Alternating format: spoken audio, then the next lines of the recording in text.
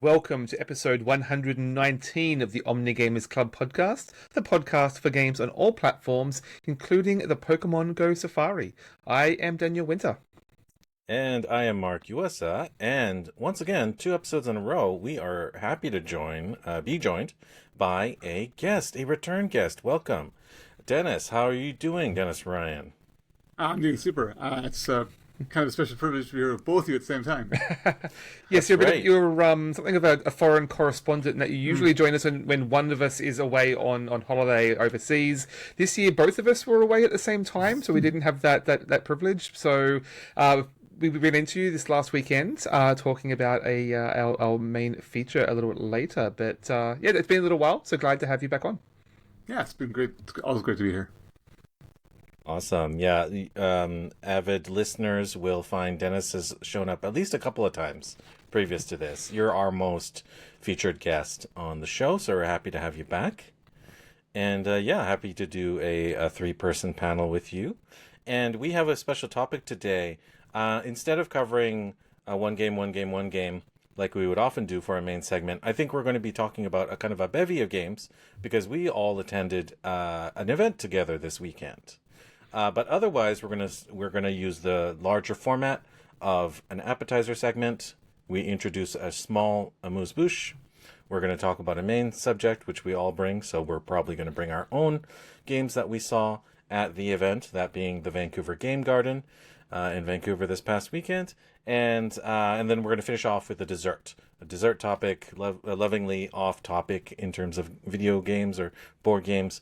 It'll be a separate topic. So we're going to cover that whole menu tonight. So if it sounds good, shall we start us off? Maybe Dennis, guest of honor, would you like to tell us about something that's exciting you these days? Yeah, actually, my thing is from 2008 originally. But back in the halcyon days of 2008, on Xbox Arcade Summer of Games, which is so many happy memories long gone, the behemoth launched Castle Crashers on the Xbox, much to my joy. And I played it when I was in university after university, I guess, with a whole bunch of friends, and we played through like a 4-player campaign. It's a 4-player sort of 2D, 3D kind of beat 'em up. Like all the sprites are 2D, but you can move back and forth in the arena as well. And it's very cartoony, very, very colorful. And when my kids were born, and as they were getting old enough to play video games, that was one of the games I played with them as well, because again, cooperative, all working together, and it's just button mashing, lots of fun. And then last year, it came out on Xbox in 2008. It came to Steam in 2012 and got remastered in 2019, so it's still been around. But its last new DLC was 2011, until last year when they announced that they were giving brand new DLC to Castle Crashers. And in August of this year, they released the Painter Boss Paradise DLC. And that allowed you, as well as updating a lot of the sprites in the game, it allowed me or anybody else to draw your own sprites and add them into the game. So we did that.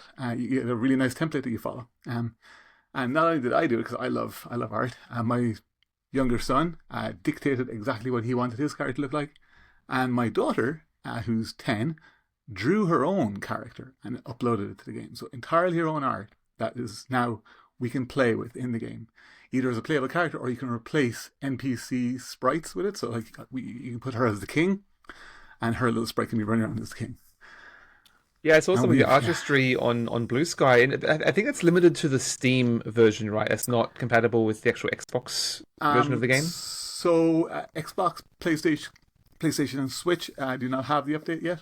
However, they have said that it is something they are very, very enthusiastic about doing, but it's much harder to bring. Like Steam Workshop makes it so easy to upload material and share material. There's no real way to do that on the console. Like mods is not a thing on console. Yeah, exactly. Like when the update went live, within the first 2 hours, there was already 1,400 uploads within 2 hours. Wow. So you can like download other people's creations as well? Yeah. Okay. You can't modify them, which is fine. So you just download them, but again, you can use them as player characters, or you can replace sprites in the game. So like I have all of the villagers replaced with Link, from Legend of Zelda. I'm sure the X-Men and all the superheroes. Exactly, lots and lots and lots. And in fact, you can actually download an entire pack, so you get a little pack of all X-Men. But my kids just have such a good time, and finishing the game with our 3 characters together, rescuing all the princesses, was so good. Yeah, I have fond memories of playing Castle Crashers back in the day. It really was like the early days of indie games being a real gimmick, like Braid and Inside. I remember like when there's only like 1 or 2 games on the Xbox platform. It was. What was it? Summer of Games? Like that was the big event where like there was. Here's the 5 indie games for the year. 4 or 5 featured games. Yeah, it was a big deal, and that kind of launched some platforms or launched some creators for sure. Like the Behemoth. What have they been working on in the intervening years? Do you know? Apparently updating Castle Crashers, but also there was a game called Battle Block Theater also on Xbox. And they've also done a new Alien Hominid. Right, recently, that was their which is original game. Yeah, and they've also got like a game. I think it's called the Behemoth or something, which is like you're a giant flying chicken and stuff, and it's a sort of a Flappy Bird type game. But so they're still around and they're still very busy. And the original artist who worked on Castle Crashers is the guy who did all the new art for the update. So he was very excited to come back after like 15 years and be able to show off his new talents and the evolution of his own art. Very cool. How does the game hold up these days? Did you find? It's just a lot of fun, right? It's silly, it's wacky, it's funny, it's the bosses are hilarious. Excellent. We just laughed it the whole way through.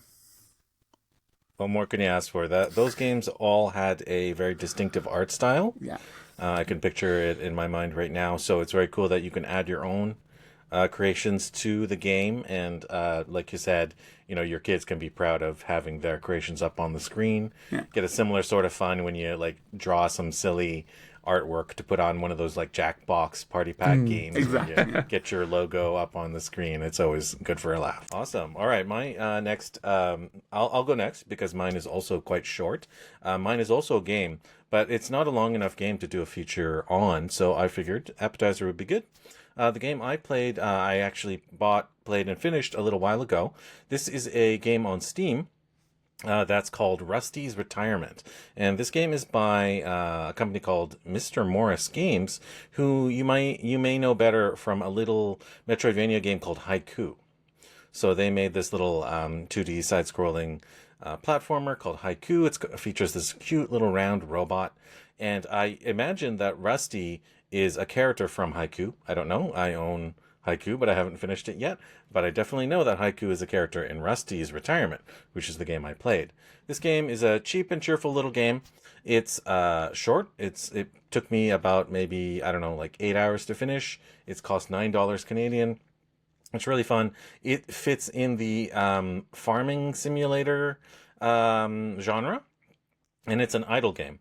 And I usually don't go for these sorts of games, but these sorts of idle games anyways. I do like farming and automation, type games. But this one was interesting in that it has a unique layout. Basically, it advertises that this game can like just run on your computer while you do other stuff. So essentially, it will go the entire width of your screen along the bottom of your screen, and you can do other stuff. You can do web browsing, you can do reading, whatever. You can do taxes if you want, while Rusty's is running. And meanwhile, these cute little robots and little cows and pigs and butterflies will just kind of move across your screen, and they'll poop, and then the poop gets picked up by a flying robot and get delivered to like a fertilizer maker, and then the fertilizer gets distributed to the little farm fields, and then the watering robots will go and water it. And it's kind of like a little Zen garden sort of thing, or a little ant farm if you want.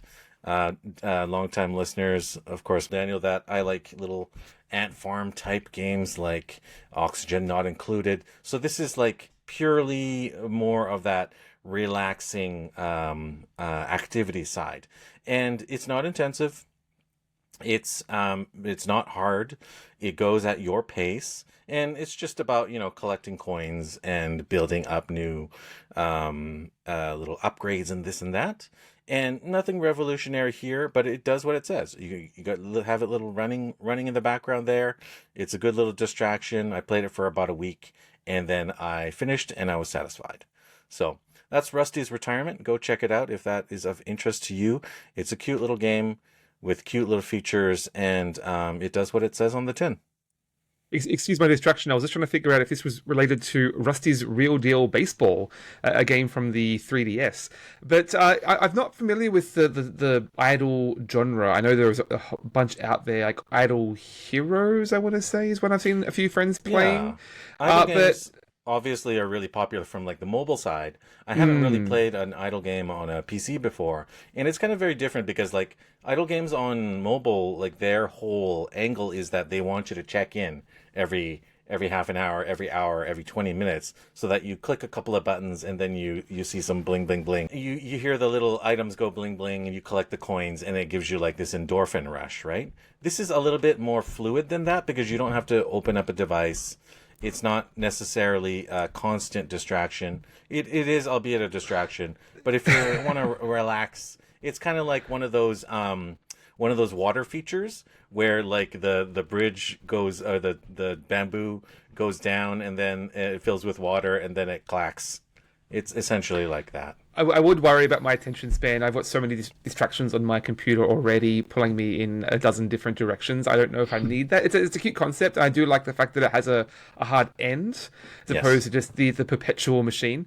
I'm sure there's a lot of appeal to those, and just again, more of a decoration, like second screen decoration, more than a game you're actively engaging in. Yeah, it's almost like a screensaver. It's like that level of desktop decoration, which is was a much more popular concept in the early days of PCs, multimedia PCs, with like the CD-ROM the labyrinth, generation. Sort of the fractal worms and Yeah, exactly. It has that sort of feel to it.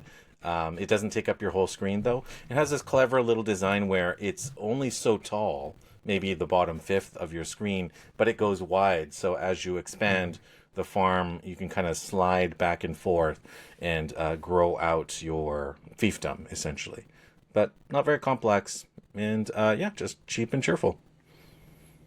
All right, that's Rusty's Retirement. Excellent. Okay, a couple of quick announcements for my appetizer today. Just largely follow-ups to games that we've previously discussed. First up is that Contention Games announced a expansion to Slay the Spire, the board game. Not to be confused with Slay the Spire 2, the digital game coming out soon, I think. So this is called Based Downfall. So this is Downfall, based on, it seems, a player fan-made mod for the original video game. And it's, I mean, if details are few right now, but if you're based on the implication of it being based on the mod, it is basically making the boss characters playable. So you're Downfall, you're going down the spire, you are the monsters coming down, trying to defend the spire, essentially. So yeah, not much details there yet, but if people love Slay the Spire, is another way of mixing that up. You can listen to our we reviewed that game in detail. I don't have an episode number because I don't think we were numbering them back then, but it was January this year, 2025. We did a full in-depth review, and if I recall correctly, my feelings on that were basically that I would rather have the one solid experience with the board game than just replaying the video game a dozen times and just have one memorable experience. That said, I have not played it since, and talking about this did remind me, I actually don't know where my copy of the game is right now. Maybe I lent it to you, Mark. I don't recall. I did definitely borrow it, and I enjoyed playing it with my oldest kid. I'd like to play it again. I don't know if I have it though, but I will take a look. Okay. It's disappeared somewhere in the Spire. Yes. So that's coming to Kickstarter soon. I believe I'll drop a link in the show notes. Nice. One other announcement is that Pacific Drive, the sort of weird exclusion zone car simulator, is getting an expansion, Whispers in the Wood, due for a release later this year, I believe. It's looking to be a new sort of standalone story that's much scarier, sort of weird folk horror vibes, the cult coming into the zone, which seems to be very different from the sort of weird science, wacky blobs of goo bouncing around everywhere. So quite interested in that, especially as we approach the spooky season. And another game we covered in detail back in April 2024. I did quite like that game. It had some great vibes, but did sort of overstay its welcome. I'm curious to see how they do a smaller, more focused experience. I wonder if that expansion will finally bring like humanoid figures, because as I recall, I mean, I didn't get very far in the game, but I didn't encounter any like people per se. There were those. It was very much a radio play. Yeah, creepy mannequins. There was those little whatever. Dust motes or whatever, those that followed you, but it's not a lot of humanoids, just you and your car. But that could introduce some exciting qualities to the game for sure. Yep, so keep an eye out for that. Whisper in the Woods. Very cool. Okay. Dennis, have you played either Slay the Spire video game / board game or Pacific Drive? No, most of what I know about Pacific Drive is from watching a couple of streamers, most notably Pauline, who was one of the co-writers of some of the stories, Vancouver's own Paul. Who I saw yesterday, I think. Was that? I saw him at the Game Garden yesterday. I'd imagine he would have been around it. He's into that. But yeah, so that's kind of what my interest in Pacific Overdrive. I'm not a big horror fan in general, so I didn't really get into it. And then Slay the Spire, I played the video game bit. Enjoyed it, but I think I beat it like once, so I never did any of the where you level up against extensions or whatever. And I enjoyed it and moved on, but I have yet to try the board game. Although I do like the fact that the board game is cooperative. Well, that's one thing I meant to say is, like, if you've now got playable boss characters with their own decks, could you turn this into a PvP experience? There's a board game, I can't remember what it's called, but it's like you play a little miner going into the belly of a giant monster. And it can be played as a 1v1 game, or a solo game versus the monster, or a solo game with playing as the monster versus the astronaut. Or you can pit both solo decks against each other and play it as a 0-player game. So you've been eaten. Someone was talking on Blue Sky recently about, like, are there any 0-player games? And that's one that came to mind. Yeah, that's the one. Yeah. Very cool.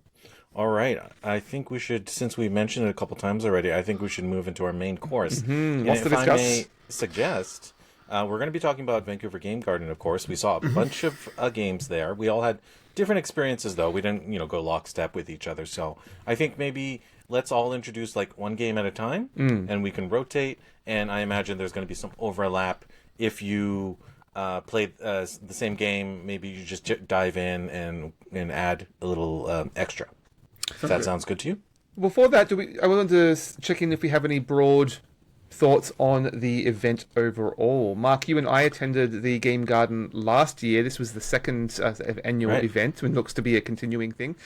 We did discuss that last event in detail on the August 28th, 2024 episode, if you want to go back and listen to that. But yeah, this was a much bigger event, a new venue at the Roundhouse downtown in Vancouver there. So much more space, a lot more booths, some cool artist alley booths there, and just a lot more organization around it. There was some really cool what would they call it, the stamp rally, where basically you get one of those like sort of coffee stamp cards, and every demo you try you get a stamp, and if you complete 5 you get to go spin the wheel for a free prize. And that was a cool just sort of way of building some community, and they had some fun merch and things going on there. So yeah, really cool community vibes. Fun to see the event growing.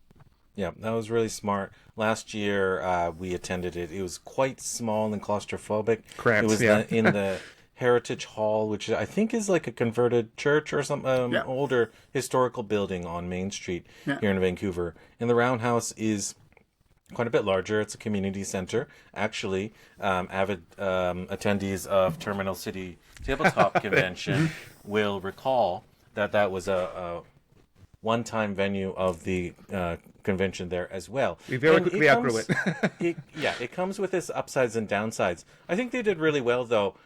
Basically, the main room was all of the demo givers, all lined up in neat and tidy rows, and there were sort of end caps on two rows, essentially, and that gave a little bit more room to demo there for some of the maybe the larger or more popular games. And one side was the kind of walled off artist alley, like you said. There was about maybe 4 or 5 artist vendors. And off to one side, which was delightful to see, this year they added a whole developer talk track. So you could attend basically, I think it was like one demo or talk an hour, essentially, give or take. And it was in this like kind of like spooky, dark, cavernous area where they had arranged these risers. I didn't even know you could do that there. So that was really well done, I thought. Yeah, this was the first year with talks. I think it was actually a 2-day event too. I think Sunday they had a bunch of more player focused, more design theory talks that looked quite interesting. Saturday was largely looked very dev focused talks on like designing within a specific engine. So we were there on Saturday. Unfortunately, I didn't get to any of those talks. Mark, I know you did. I am excited to see more talks, more people talking about the design of games as a theory, as an art form.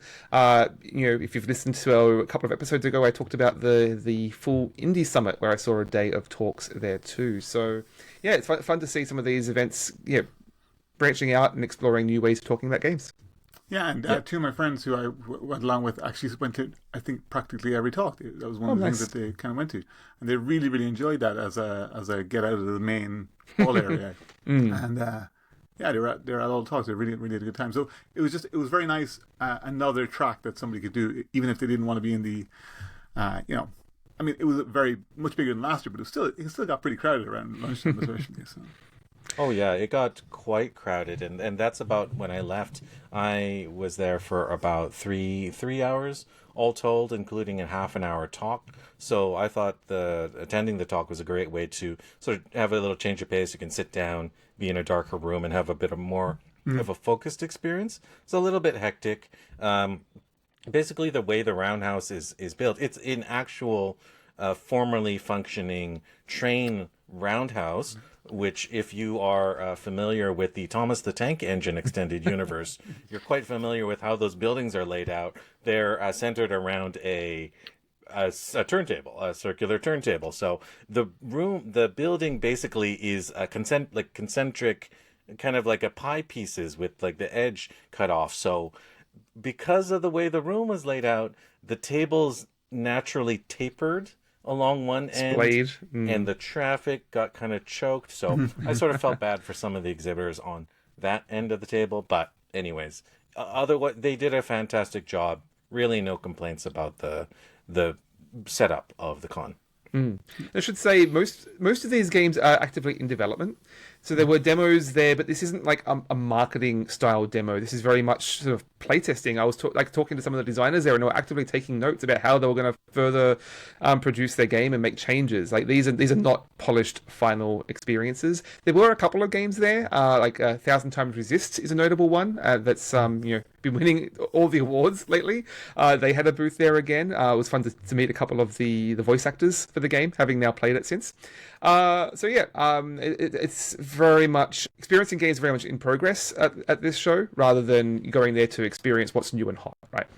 Yeah, and we should emphasize that it's also a free event. So really, like, it's an incredible, I don't know if you want to call it value. I mean, it's incredibly valuable to attend this. I know that lots of aspiring devs were there. I know that a lot of families with little children were even there. Yeah. A lot of kids were just... I had both. I had both my kids there, and wandering around looking at playing some of the devs. I was talking to one or two of the other parents, and a lot of them were just wandering past. They lived in the neighborhood and wandering past. Like, oh, what's this? And because it was free, they were able to come in and let their kids like find all these games, and just diverse gameplay, diverse game developers. Like there was a huge variety of just across all the cultures. Just right. Yeah, I was pleasantly surprised by how much diversity I saw behind the booths. Yeah. Certainly, and volunteers as well. Yeah, and this was the second year that I had attended, but this was also the second year in a row I attended with my oldest kid, and they have, expressed that they're interested in game development as a career. I keep telling them, don't do it. You're going to be one of the tens of thousands of people that were laid off just this past year, for instance. But nonetheless, you also want to inspire your kids as well. And, kids have such easy access to games these days. Apple devices, Android, consoles, computers in schools, but they don't really have a lot of exposure to game makers. And this is a real opportunity to see those diverse, young, obviously super smart, talented game creators firsthand. Like, quite often the people that were giving the demos were the developers or part of the team, or they would say, hey, that person over your shoulder is a developer, composer, voice actor, whatever. That's incredibly inspiring. And the talks were incredibly valuable for people that are interested in getting into the game industry or learning more skills within that industry. So such a good resource. It's never been easier to make a game that you won't get paid for. There you go. Okay, on that happy note, I think we should talk about enough preamble games or the game demos. Dennis, would you like to start us off by telling us about something you experienced? So we got in really early. I was determined to get in right as doors opened, and we're lucky we did because my daughter beelined straight to a game called Greenhearth Necromancer. Mostly, I think, because of the beautiful big art on the panel, and I believe, I'm not sure if he was the artist or the developer, but one of the team involved was at the booth and was very excited to see my daughter, just like my 10-year-old daughter, sit down and start playing this game. It's from Silver String Media, and it's a cozy, witchy gardening little sim with lots of text to read. So I was delighted with that she wasn't just listening to the video, but she had to read all of the conversations and the relationship stuff. And then, you're just you're building a little balcony garden.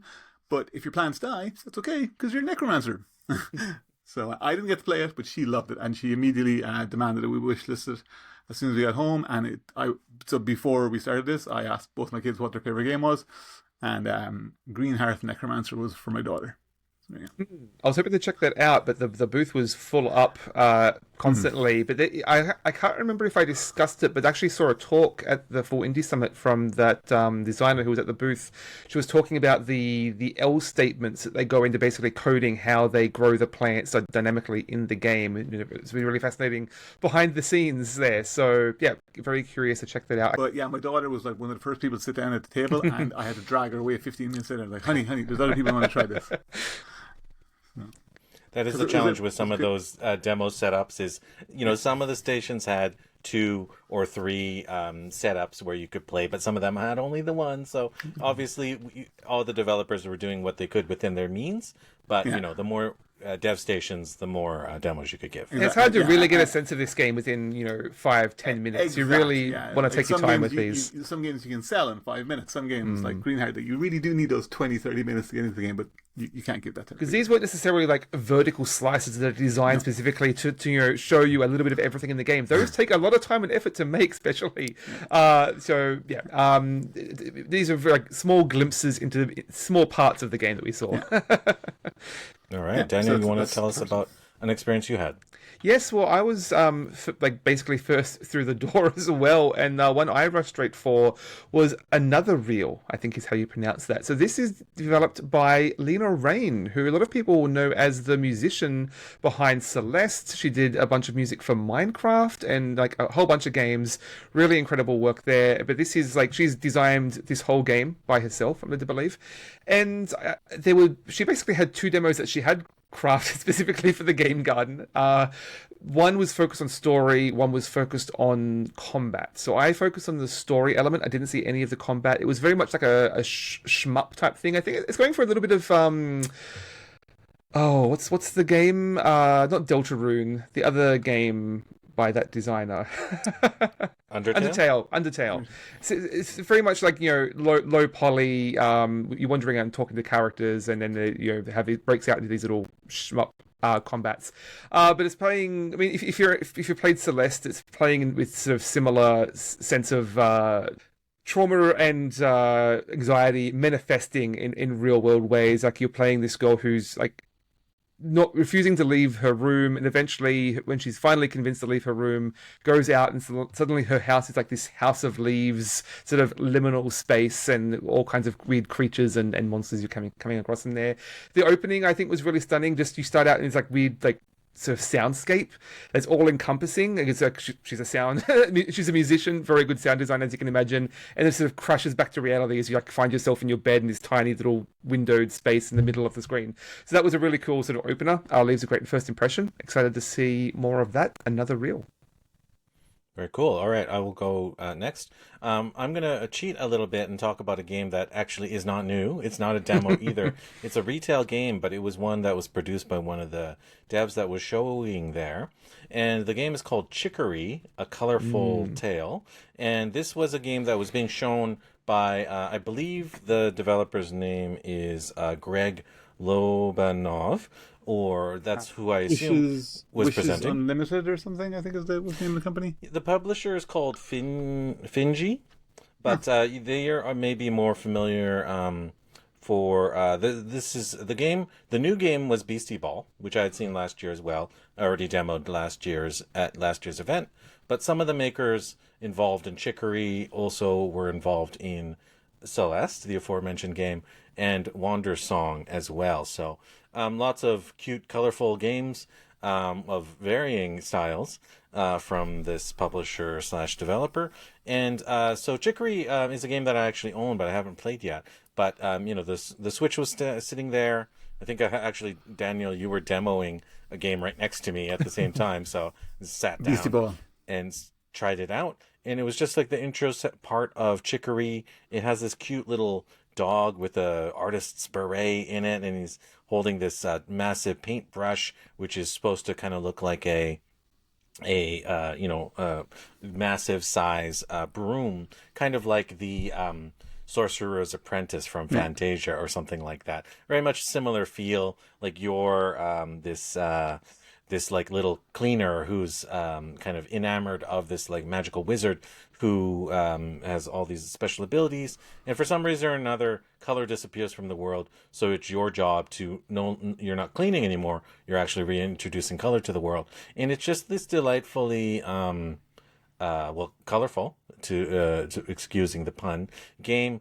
And there's something very satisfying about sort of coloring, filling in the blanks.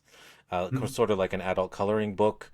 Of course, you got the tactile feedback of the rumble in the game, and just the pure satisfaction of seeing those beautiful colors and hues filling up the screen. So very, very satisfying. Chicory is from 2021, so it's a few years old now. But obviously, this kind of shows the kind of caliber of the game makers that were at the Vancouver Game Garden. And Chicory has already garnered quite a lot of attention for itself in the past few years. So I just wanted to point out that Chicory was the first game I played, and it definitely left an impression on me. I don't know if I talked about it on the podcast, but I did play that game a couple of years ago. Never finished it, but it mechanically it plays something like a Zelda-like adventure game. But rather than attacking monsters, you're using paint to interact with the world and unlock new paths. You unlock new tools that basically change the way you can interact with the world. But there's always just that meditative layer of you can just paint in between the lines and take your time in ways that don't really add anything, but it's just a meditative experience. Characters might comment on it, but beautiful to look at. And Beastie Ball is equally colorful. It's a little bit more of a Pokemon style or themed game, but with the kind of, I guess, dodgeball sort of theme. Volleyball. Yeah, I played a little bit of that demo. There was a lot going on, a lot of numbers on the screen. I couldn't really follow, so I needed to sort of internalize that in my own time, not at a public convention. Not the best demo to play at a convention. Yeah, yes, it's basically a turn-based RPG, right? But with volleyball. It's more like JRPG combat, but it's volleyball. Yeah. My daughter was playing Beastie Ball, while my son sat beside her playing Chicory, and both of them had a great time. Awesome. All right, Dennis, you want to tell us about another demo you had? Yeah, so like I said, I asked my daughter what her favorite game was, Greenhearth Necromancer, and my son's favorite game was the very first game we played when we were wandering down one of the aisles. That time I rolled into a slime, which was kind of a very fun, low polygon, I guess, game. Sounds like the title of an anime. Yeah, it is. Yeah. Time I but got reincarnated as a slime, or it's kind of a what is it, Katamari like, or at least that's the feel I got. Yeah. So it's a 3v1. So Dad played as this big slime ball rolling around the city, eating up cars and people and trees and things like that. And meanwhile, my two kids were running around as little avatars, picking up weapons and then trying to hunt me down and shoot me and blow me up. And the more damage I took, the smaller my little ball went, and was leaving a little trail of slime everywhere it went. And it was just a silly, fun, very sort of. It reminded me very much of like an N64 era, like multiplayer like game where it was just everybody sitting around screaming at the TV and like punching each other because you were right there, and it was well, without the punching because of my kids, but as friends, that's what we would have done. But it gave me a lot of nostalgia. It was great to see some several couch co-op games there. Yes. Yeah. Was it co-op or is it competitive? Well, I guess it's competitive. Look, my kids didn't care as long as they beat me. They won together. So, but, maybe semi-cooperative. I don't know. Cooperative, something like that. Exactly. Very nice. All right, Daniel, you want to cover one?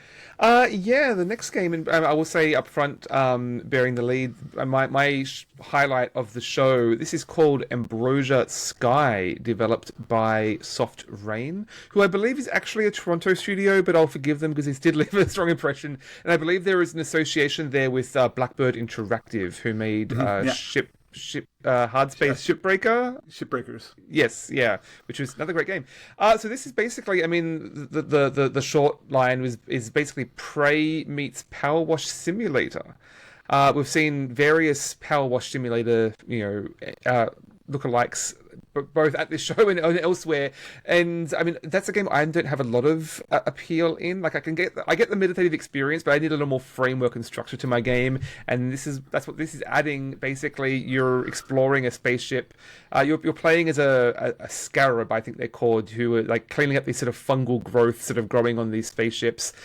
You've come back to the space station that you grew up at. That's been overrun by this fungus. So there's a lot of story and narrative going on. A lot of audio logs or like email logs that you're finding along the way, with all of these sort of immersive sim type games. Like I mean, I was just discussing Alien Isolation, gave me some similar vibes there, and this is very low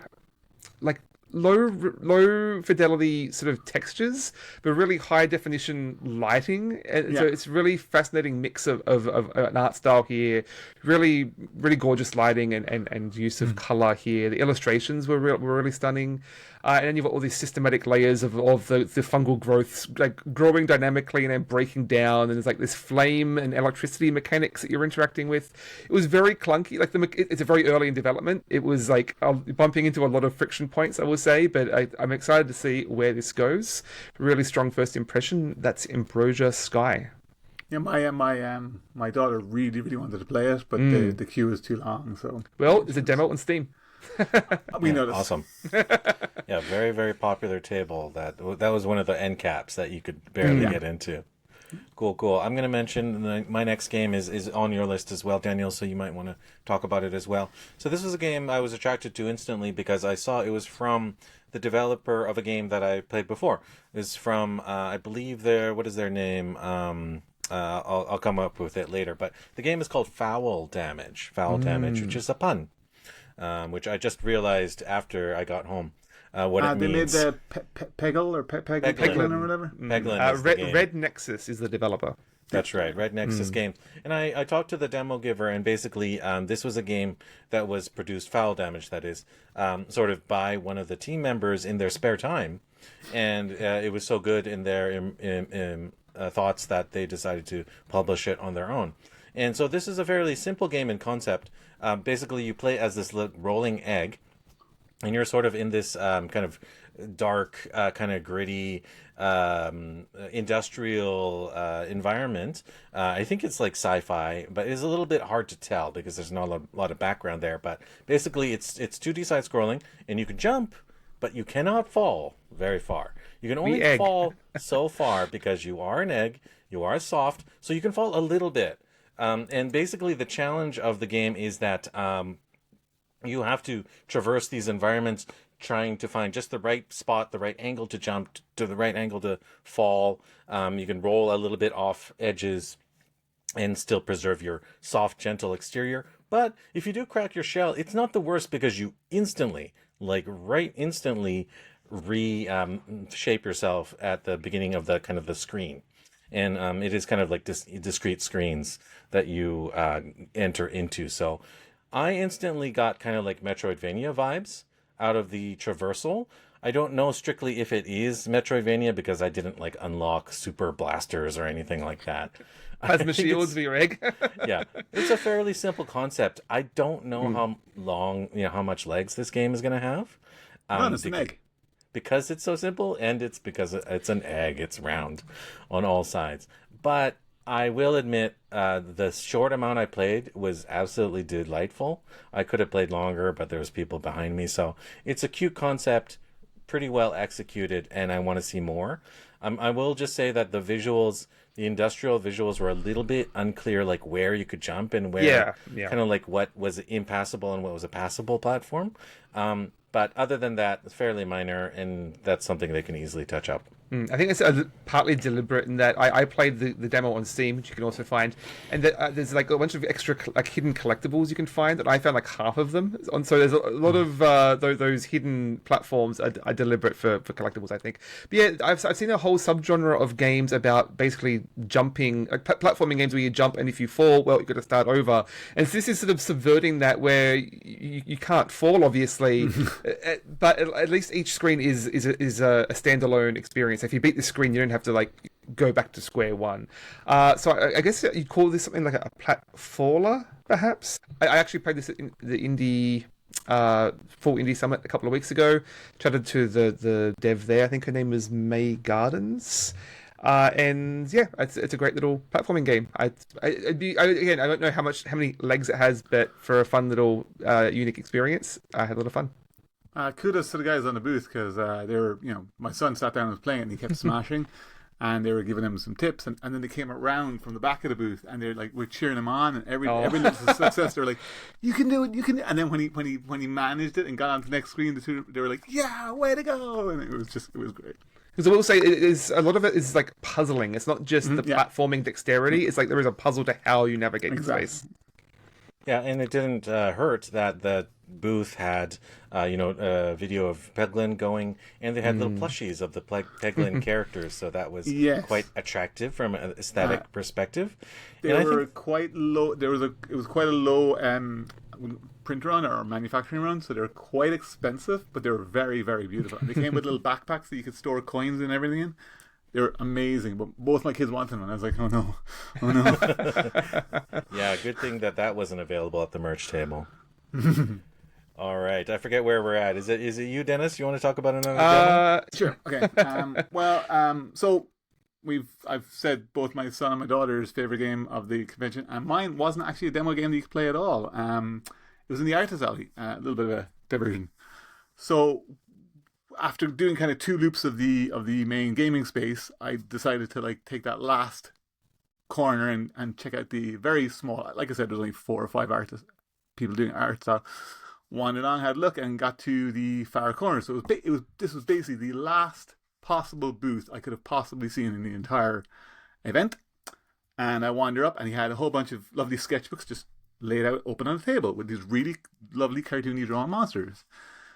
I love art. I love sketching. I love drawing. And I'm like, I was looking at it. These are really, really nice. And I was like, they look really familiar. And I look up to the guy.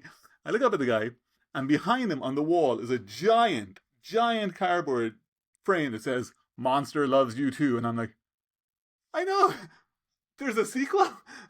In 2013, I was at my last time at PAX. I spent quite a long time hanging out in the indie alley, and I discovered Monster Loves You, and I fell in love with it. It's a really cute little a story game where it's choose your own adventure. So it's like you'll be given these little things. It's like, do you want to like trip the monster, or run away from the monster, or hide from the monster, or whatever? Well, you are playing a monster, and you go through the path, and then hopefully you get the end of your story, whether you get killed or you become emperor or whatever that case may be. And I loved it. Like, 12 years ago, I really enjoyed it, and I've had it on Steam. I bought a code back then for the first one. And in the last 2 or 3 years, it's been one of the games that I showed my daughter, and she loves it. And because again, it's all text, it's all reading, it's all making these little moral choices, and just seeing the outcomes of the choice that you've made. And she really loves it. So when the two of us saw that this was Monster Loves You Too, both of us just started like foaming at the mouth. And she was telling the artist for the game, like all the stories of her story playthroughs, and in fact, only a couple of weeks ago, she managed to complete a ferocious playthrough, which had 100% ferocity, and she was so delighted, so happy, and you could just see the smile was just getting bigger and bigger and bigger on his face behind the table, and he was just so happy. And then I was like, oh, so when's 2 coming in? He's like, it's actually been out for quite some time. So we immediately bought like a little Steam code there and then, and got home, and then last night, so at the end of our time at the event, my daughter put in 2.5 hours playing Monster Loves You Too. So and we all sat around and watched it, because our PC is hooked up to our main TV, so we were all able to sit around and watch her play it through this beautiful little cartoony world. It must be incredibly rewarding for the artists and the developers to actually get FaceTime with their potential players. Like you said, 2013, that's a long time ago. Obviously, you put a lot of time in the games. Chicory came out a few years ago, so people will have had their own separate experiences with the game, unbeknownst to the fact that the developer lives in the same town that you live in, or something like that. Exactly. I was just so happy. Well, I think the developer is Toronto, but the artist is Vancouver, and it was incredible talking. It was just a shock. So cool. That's awesome. Daniel, how about another one from you? Yeah, next for me, one that I wouldn't normally have tried, but was quite taken by, is called Witchpop. So this is by Havelark Games. It's basically a match 3 game in the vein of, I think it's called Suika, which is like the fruits. Basically match 3, but like with a physics engine, where each like item, it has its own physics and interacting within the space. Basically, you're playing as a witch, and you've got this big soup pot and vegetables falling into this pot. They're all sort of floating, bobbing down, and you can sort of shoot them around. You can sort of point and flick each bit of fruit, and you're trying to connect them. And I mean that part was fairly simple in terms of the physics and the matching there. But what really drew me in was like this beautiful 2D animation. It really popped. We'll say there's really clean characters designs there. That immediately drew me in. But it did have a couple of twists there that I think would give it some longer legs, in that every so often you get basically these choice of cards, but it wasn't like power-ups. You actually have to choose your own difficulty modifiers.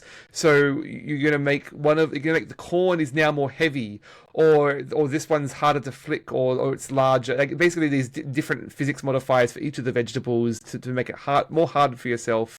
But then that gives you currency that you can then spend on power-ups, like a little gravity well, or other ways of making it easier. So you can really customize how difficult you want it to be. I thought it was a nice twist on the general, just like, roguelike modifiers. Nice. Suika game, yeah, that's a very popular game.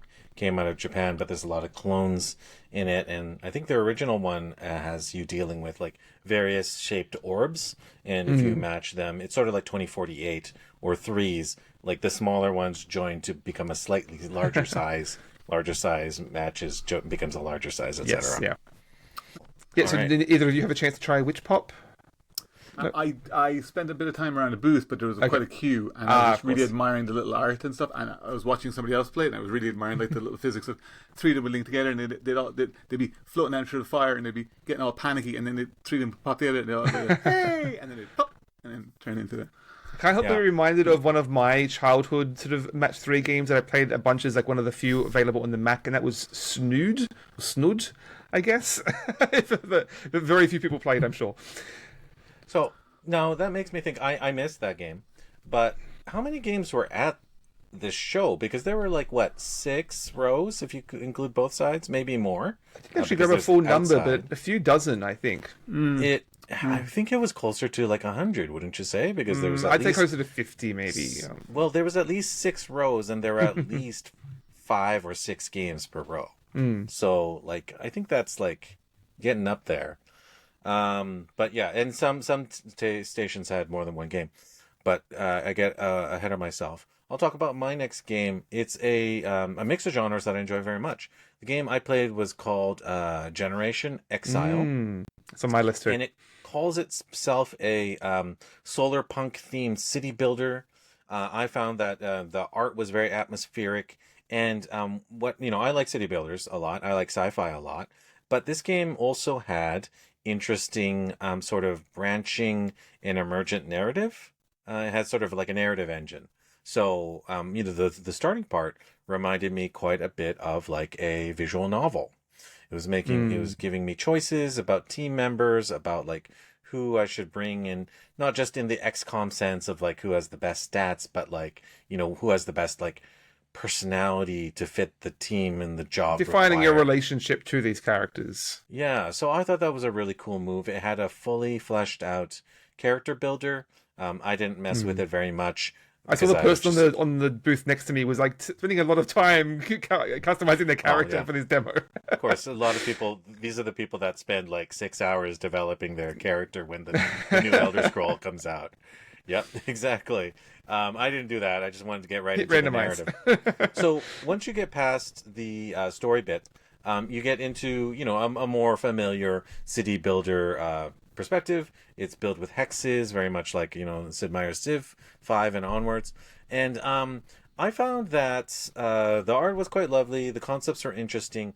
But like a lot of sci-fi strategy games before it, and I'm talking, right down to the most popular, like StarCraft, Sid Meier's Alpha Centauri, which I love, I have a hard time with some of those sci-fi games because, like, it's not evident, it's not really intuitive how the machines are supposed to work with each other, especially when they work with like fictional things like Vespine gas or something like that. It's like, how is this machine supposed to interact with that machine or building?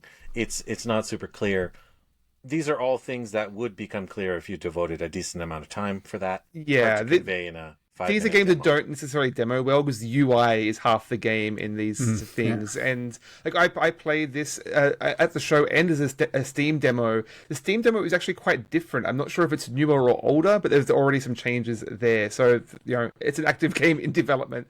But it did leave an interesting first impression. There are a bunch of these sort of eco city builders now. I've not played any, but it is quite a big genre now. I didn't really get deep enough in to see how this one differentiates itself. It does have those character moments, like it's procedurally generating characters as your workers, and they have character beats. You have little crises that come up, and it's like ethical decisions, almost like Frostpunk, and how you're going to react to these ethical decisions. So it's got some interesting hooks. Interested to see how they develop it. I didn't realize until I got home, since it's actually by Sonderlust Studios, a new one by Nels Anderson, who worked on Firewatch, and Carla Zimonja, who worked on Gone Home and Tacoma. So really strong talent at the studio there. Curious to see how that evolves. Very cool. Yeah, just the promise of the blending of the city builder with the more narrative style qualities with the sci-fi backdrop. It's definitely promising to me. I will have to give that demo another shot because, I'm my curiosity is piqued. And you're on a generation ship, so reading through the Steam description, these workers are going to, there's going to be multiple generations of these families down through the ages as you play through multiple maps. So I'm very curious to see how they work through that. So it's kind of like Europa Universalis or something like that with the multiple generations passing down. Very cool. All right, I think we're at you, Daniel. You want to tell us about a demo? No, I think we're back to Dennis now. Did we? All right, we're I think we looked back around. It doesn't matter. Whoever has a game can talk about it. All right, Dennis, what do you I've got another one. This is a game that's actually, I think it's been out for a while. And when I saw it, I was like, I don't know if I've seen this or how do I know it. It was just called Fish Game. And it's just an aquarium simulator. And then talking to the dev, I was reminded, I should say, that it's very, very, very simulation. It's trying to be as realistic as possible. The fish will react to different pHs of water. Putting in the wrong fish into the tanks, one will eat the other. You have to make sure you have the right plants, clean the tanks, all that sort of stuff. And it's actually by a company called A Shell in the Pit Games, who I know through Smarter Every Day, the YouTube channel. With Destin. They actually do a lot of music design and sound design for games. I saw a talk at For Windy that they're talking about that. This is like the one game they've designed themselves. They're largely a support music studio. Exactly, yeah. So A Shell in the Pit is, I know them mostly as music for various YouTube channels, but the kind of one that mentions the most is Smarter Every Day. And Smarter Every Day is actually one of their big financial supporters for when they were making a fish game. And that's where I saw it. I saw Destin playing it on his YouTube channel and kind of supporting it and talking it up. And my daughter went back to that table, I think, 3 times during the day that we were there. And again, we have it wishlisted. Well, I say wishlisted. It is fully available now. It's actually, as we're recording, it's currently on sale, as in on discounted sale. But our PC is quite old, so I have to make sure we can run it. So I might download the demo first. Yeah. So my oldest kid was definitely interested in that one. They're like, have you wish listed it? Come on. Have you added to your wish list? So they seem very curious, which is interesting because off the top of my head, it's not the most thrilling topic. I know that there are people that are like fish keepers who, to them, this is the most thrilling concept of all. But I don't think it's even the first or only fish keeping simulator. I think there's a game called Fish Keepers. I mean, talk of like screensavers. That's been an ongoing, thing for a while. Yeah. Yeah, people like to create environments. It's sort of like that ant forum I was telling you about. People like to create simulation environments, and this is not the first one, but this one seems quite cool. There's lots of different aspects, like lots of different knobs, like you said, that you can push and pull on. And somebody filled in one of the tanks just full of sand, and immediately algae just grew across top of it. So it is trying to be as true to life as possible. Interesting. I mean, I've been actually getting into aquarium keeping on my daughter's behalf, keeping shrimp largely. But I know how much of an exact science that can be, and the different parameters trying to measure it. It can be a real headache. So yeah, curious to see how they balance all those simulation layers. Interesting. Very cool. I think one last one that I wanted to cover called Gridhack. So this is developed by Philip Drobar. So it's basically a cyberpunk RPG, but when you get into the combats, it becomes picross, or nanograms, I think it's called. It's interesting because I was talking to Philip there and talking about, I don't know if either of you have played many picross games. It's often called picross. Right. I've heard it, but yeah. Okay. There's like Mario's picross and like lots of early, especially on DS. I think it was quite popular on DS. And if anyone's listening and unfamiliar, it's sort of like that thing where you see numbers on the edge of a grid and like what do you do, sum them or something like that, and depending on the result you darken or leave a box, and then at the end you get like a piece of artwork out of it. It's almost like Minesweeper logic or Sudoku in a sense, but yeah, usually the aim is there to have a picture at the end. And interesting talking to Philip, and he's like, yeah, I've played a lot of these, but I never remember the picture. Like, that is primarily the aim of the game, but it's just like it means to an end in a sense. Whereas here, there is no picture. These are all just abstract puzzles, like randomly generated somewhat, and like each line you complete in this puzzle is attacking the enemy essentially. And so it really gets into the nitty gritty and makes every line matter as a tactical experience rather than just like racing to sit. You're looking at the trees rather than the forest here, if you know what I mean. And I mean, obviously, like when it comes down to it, you're basically ticking off like ones and zeros on this grid, which you can't get more cyberpunk than that, right? So yeah, some interesting ideas. Obviously, you get some power-ups to like influence the board state, and the enemy was hacking you and like covering up parts of the board so you couldn't see. Quite stylish sort of cyberpunk aesthetic there. So curious to see how that evolves. That's Gridhack.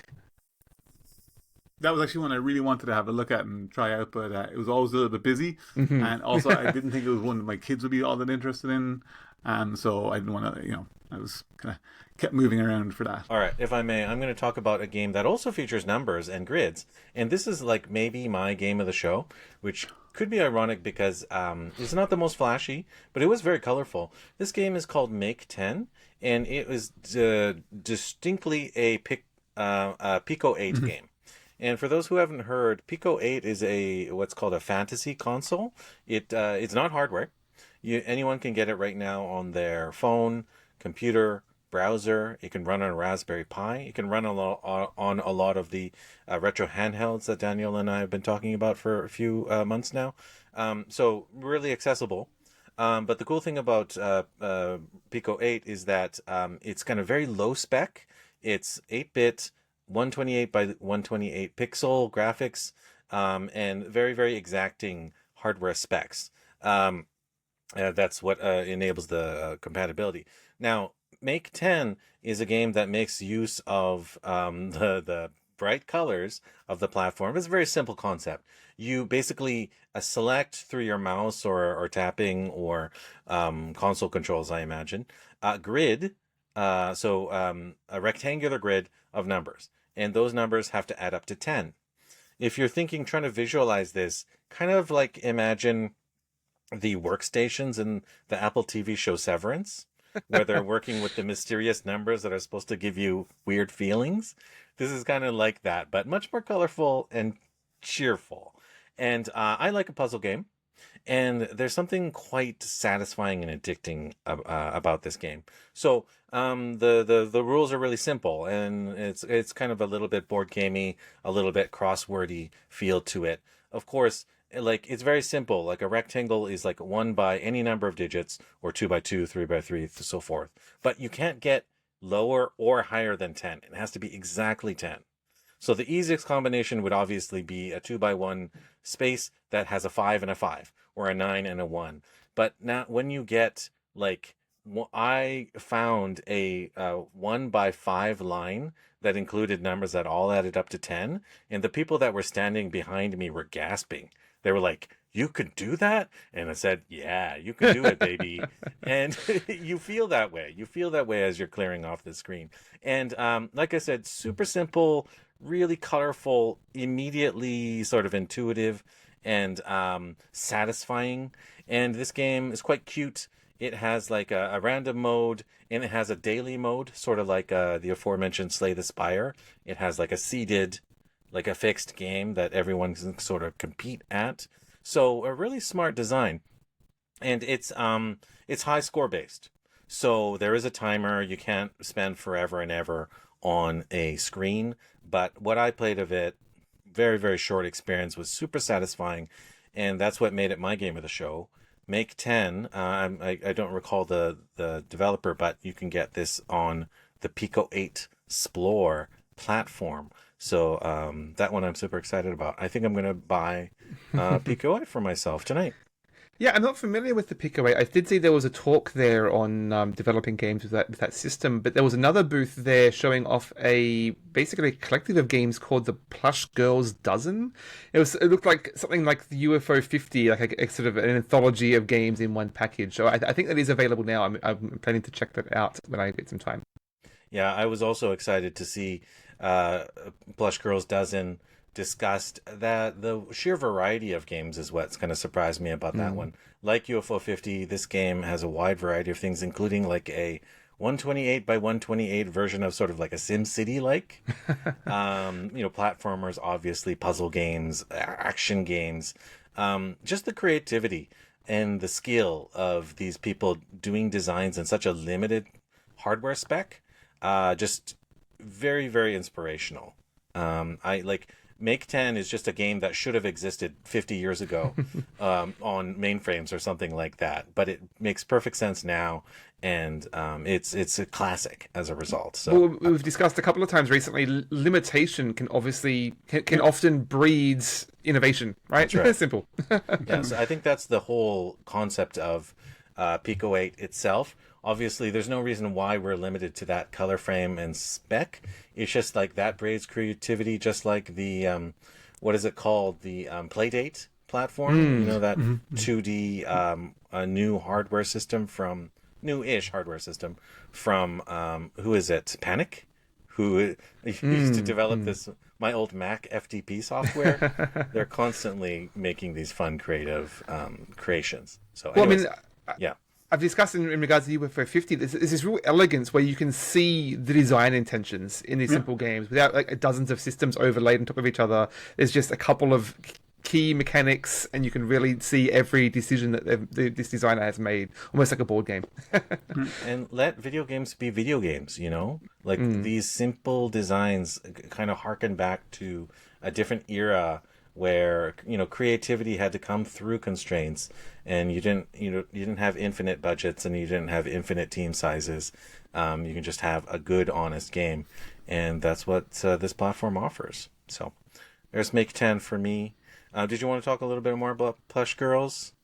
Daniel? I didn't actually play it. I got a flyer and I'm planning to check it out on. I think it's on Itch, so I'll take a look if I get some time. Cool. All right, we're going a little long here, so I'm going to save maybe my RPG Maker talk for maybe even another episode. I don't know how you guys feel, but want to do like maybe one more game each? I'm okay. I can up it there too. Yeah. Okay. Well, that was already a lot of games that we covered. We'll try and add as many links as possible in the show notes for this. Obviously, we talked about a lot of projects from a lot of different creators. In short, you can all tell we had a lot of fun with the games that we played. All right. On that note, should we enter into the dessert phase? Dennis, guest of honor, you want to tell us about a little off-topic, non-gaming subject that has interested you of late? I mean, reading is one of my huge hobbies. I love reading on the bus to work and on transit. And I recently finished a really, really, really nice sci-fi book called The Space Between Us by Doug Johnson. It is not the Space Between Us 2017 movie, nor the Space Between Us 2007 Indian novel. Neither of those are connected with each other. But it's a really nice story about three people in Scotland who have a close encounter with an alien intelligence, and the story that kind of plays out of that. And that's kind of all I want to say. I'm not sure if I want to spoil any more of it. It's just a really chill, like there's certainly action moments, but it's a really nice, slow character story with a sci-fi, alien sort of angle to everything. It's one of the books where I love all the characters bar one. There's one guy that can I'm not going to swear, but yeah. No. There's one really, really, really like even the bad guys in the story are, you're like, they're kind of cool. But there's one character that I'm like, no, that person can go to hell. But it's just a wonderful book, highly recommended.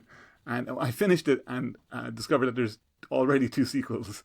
Nice. So I'm currently reading book 2. Excellent. Very nice. Like to keep a little bit of mystery there, so that's good to hear. All right, Daniel, you want to cover some topics? I just quickly wanted to talk about, we're again rolling into the spooky season. My wife and I always build a Shocktober list where we try and get through as many new horror films for the season. So hey, if you have any recommendations for horror films or games, perhaps that I could take a look at, let me know.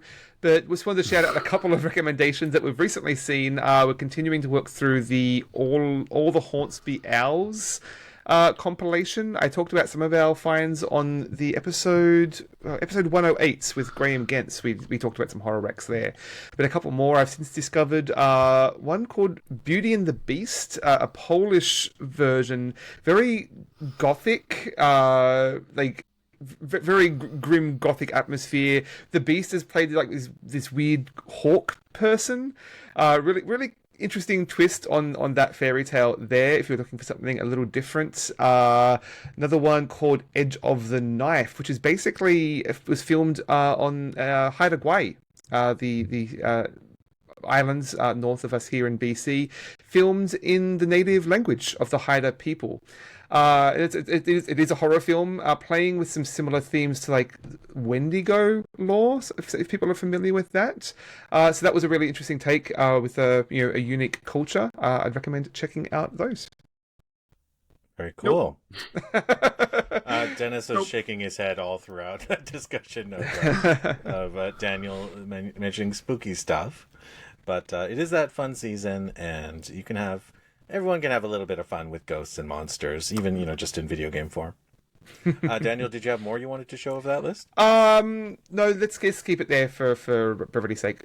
Sure. I'll talk about a media property that does definitely include monsters. So my topic this week is a comic book, and just a volume 1, a trade paperback, and it's called The Witcher, Ronin. So if you can imagine this, it's basically The Witcher, but set in old Japan. So this is kind of roughly the equivalent of, Star Wars Vision, Episode 1, The Duel, if you can picture that. So it's like the media property transported into feudal Japan. So, of course, The Witcher, the Ronin himself is The Witcher, Geralt. If it is officially Geralt. Okay, interesting. That's right. He is called Geralt by name. Strangely enough, because he has the signature white hair, he's got the yellow eyes, he is a Witcher, all the same rules apply, but he's Asian in features, but he's still called Geralt for some reason. So, this is a kind of a natural fit. If you can kind of picture it, if you've watched The Witcher, read The Witcher, you know that he's basically like a mercenary, but he's also kind of like this social outcast because he has partial monster blood in himself. So that's kind of his social role. He is a monster hunter. He has a purpose. People appreciate him for his purpose, but otherwise don't want him around. And at the same point, this fits in perfectly with Ronin, who are generally sort of disgraced. They are out of social structure. They're a jobless samurai. So this fits in perfectly. And the monsters that you meet you meet quite a few in the various chapters of this fairly short first volume. But they're all the ones you expect. You got the Kappa, you got the Snow Woman, the Yuki Onna, you have basically you have the Tengu, everyone, all the greatest hits of Japanese yokai folklore are all there. But the material is treated quite well. It's basically a case of a European or Western writer and Japanese artist. So the art looks really good, quite painterly, and kind of like the kind of ink illustration of a period piece with these little pops of color. So it's very, very dark and grim, but the color comes in where Geralt uses his little spells, right? He has they're named just from the video game. He has Ignis or whatever, yeah, lights things on fire, and that's where a little bit of the color comes popping in, or a little bit of red comes in for that, a little bit of blue comes in here. So very, very atmospheric, very, very on topic, but the transition is perfect. It just fits in so well, very, very natural. So if you have any interest in samurai stuff, and if you enjoy The Witcher, the best thing I can say about this is this feels right at home, very much the same tone as the other standard Witcher graphic novels that I've read, and I've read 2 or 3 of them. And just like the Witcher video game and TV show, it keeps the primary theme, which is that the real monsters were the humans after all, weren't they? So that's The Witcher Ronin Volume 1. Okay, Dennis, is there anything you wanted to plug or shout out before we leave today? No, I think life's been pretty quiet. Just really, really enjoyed seeing all those in the. It was really cool seeing the Yeti at the Game Garden and supporting the thing. I know them from Games Done Quick, the speedrunning marathons in both winter and summer. They're one of the big supporters of there. And one of the founding, it's founding pair. One of them is from BC, from Glenn, I think it was. Glenn, that's right. Yeah, so he was there, and it was really, really cool. So yeah, a big shout out to them as a company for just being so proactive and supportive within the not just the huge spaces of GDQ, which raises like millions and millions of dollars a year, but also like this tiny little thing that's just like showing off some local talent. And yeah, it was really nice to see that. And to be clear, Yeti is a t-shirt production company. Yeah. So I have a new t-shirt from them, both from the Game Garden and from the Full Indie Summit now. That are, some lovely designs there. One thing I want to quickly shout out is if you like, small designs and contributing into the production of them and helping with playtesting games, but on the board game side of things, there's a new convention coming to Vancouver in November called ProtoCon BC. It's going to be the first inaugural ProtoCon here. I think there's something like 40 new games being playtested there, and it should, if I recall correctly, it is free for sort of the attendees if you just want to go and play some in design board games and help with their development. I will drop the link in the show notes. Nice. Well, another great show, another off-topic this is our second annual, Vancouver Game Garden show. So there's so much exciting stuff. Like, I feel kind of energized coming out of that event. Yeah. I feel better about, we've had so many bummer stories. Daniel and I have told so many bummer stories.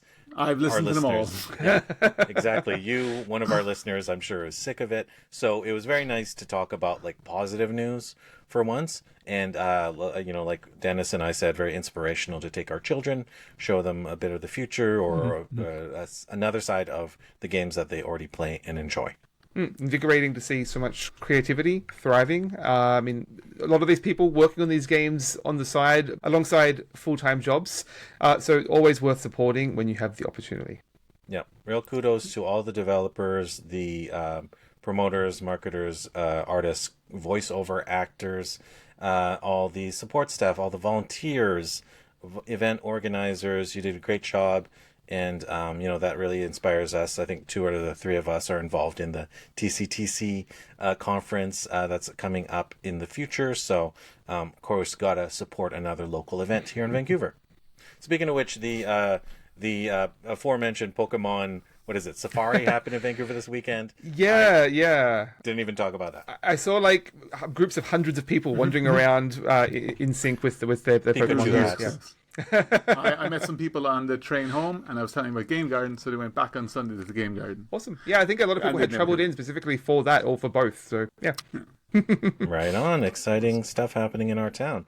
Okay, with that, I think we talked a lot. Thank you so much, Denis Ryan, for coming on the show yet again. Thank you very much for having me. Awesome.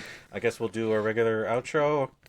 Yes, so if you have any questions or comments or horror recommendations for us, you can email us at omnigamersclub@gmail.com or at our website, omnigamers.club.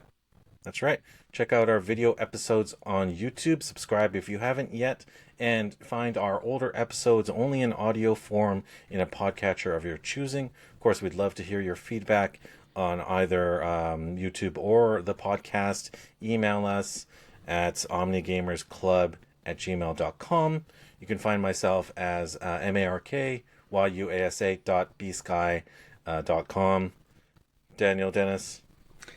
Yeah, you can find me at Board Game Feast over at Blue Sky and our Omnigamers Club account there as well. And Dennis, I believe you are also there.